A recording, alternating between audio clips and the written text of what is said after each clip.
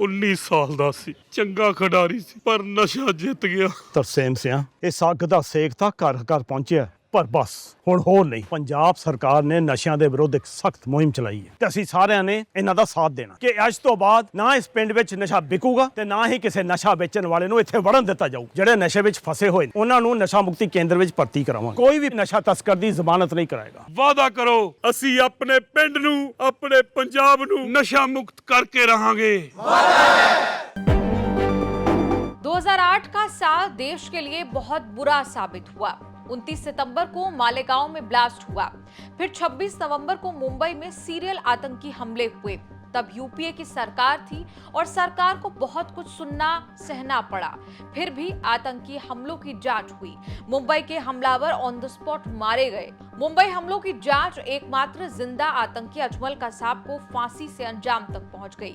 मालेगांव में मस्जिद के पास ब्लास्ट में 6 लोगों की मौत, करीब 100 लोगों के जख्मी होने के बाद भी मालेगांव ब्लास्ट मुंबई हमले जितना भयानक नहीं था। भगवा आतंकवाद के आरोप लगने के बाद मालेगांव ब्लास्ट केस की जांच भरपूर राजनीति के साथ 17 साल तक चलती रही।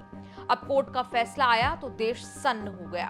कोर्ट ने मालेगांव हमले में आरोपी पूर्व बीजेपी सांसद साध्वी प्रज्ञा, कर्नल प्रसाद पुरोहित समेत तमाम आरोपियों को बरी कर दिया।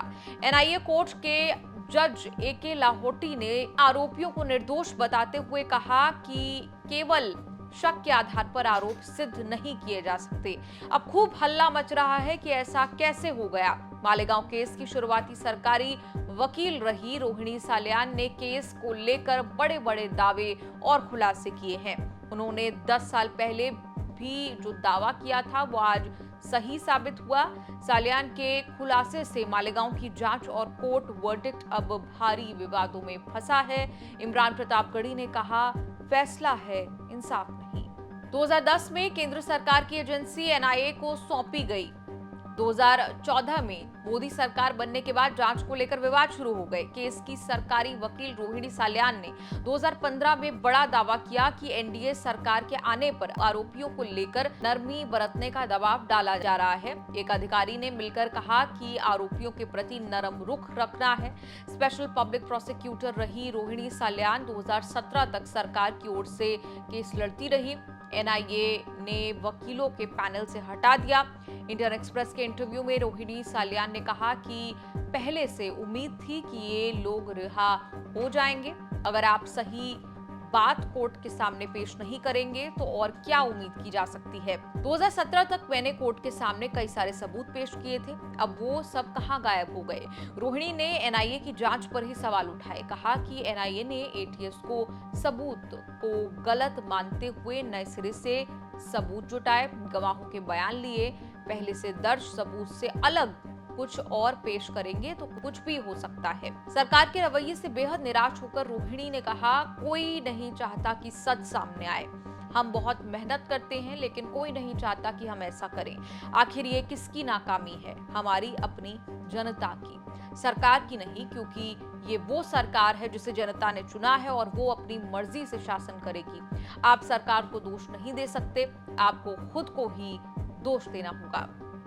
एनआईए ने 2016 में मालेगांव जांच की सप्लीमेंट्री चार्जशीट दायर की, जिसमें एटीएस की जांच गलत ठहराई गई।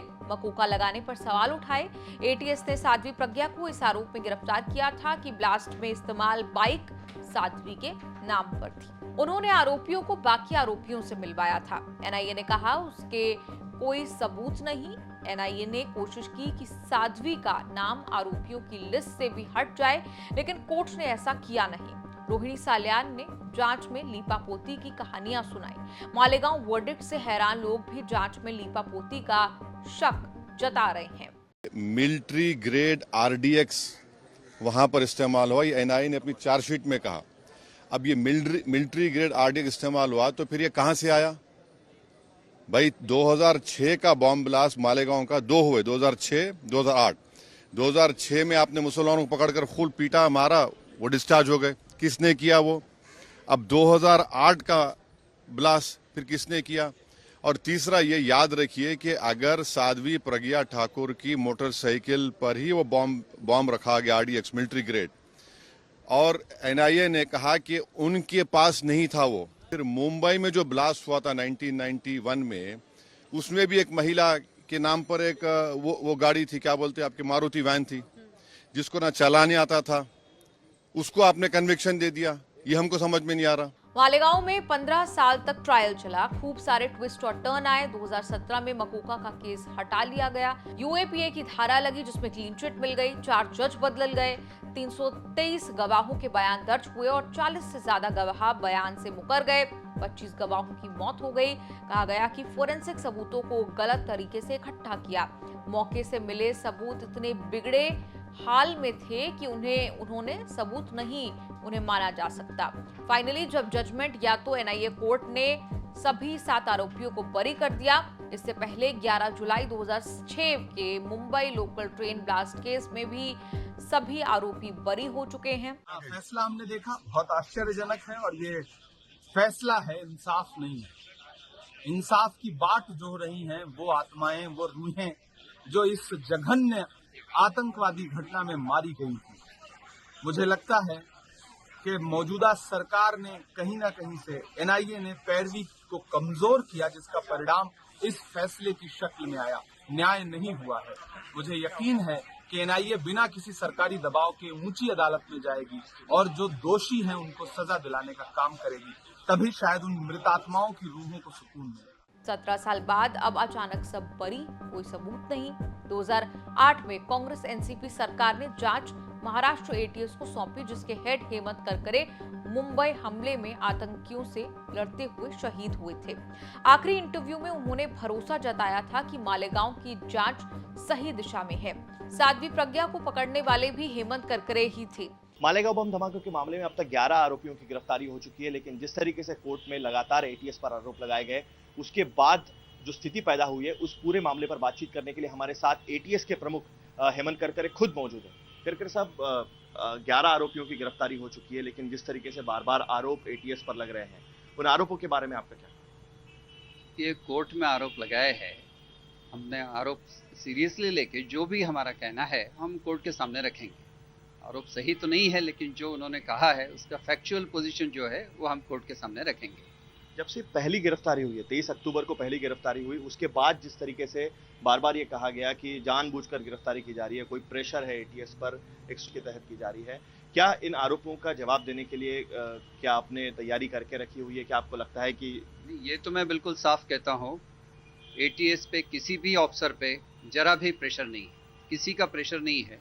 हम पूरा प्रोफेशनल तरीके से काम कर रहे हैं, कानून के मुताबिक काम कर रहे हैं और हमेशा जो स्टेप ली है वो पूरे कानून के दायरे पे ली है, अवेलेबल एविडेंस पे ली है। जब एक एविडेंस अवेलेबल हुआ है, सिर्फ एक ही पॉइंट पे नहीं, तो जब तक कुछ कॉरोबोरेशन नहीं मिला है, कुछ वेरिफिकेशन नहीं हुआ है, तब तक हमने आगे की स्टेप नहीं ली है।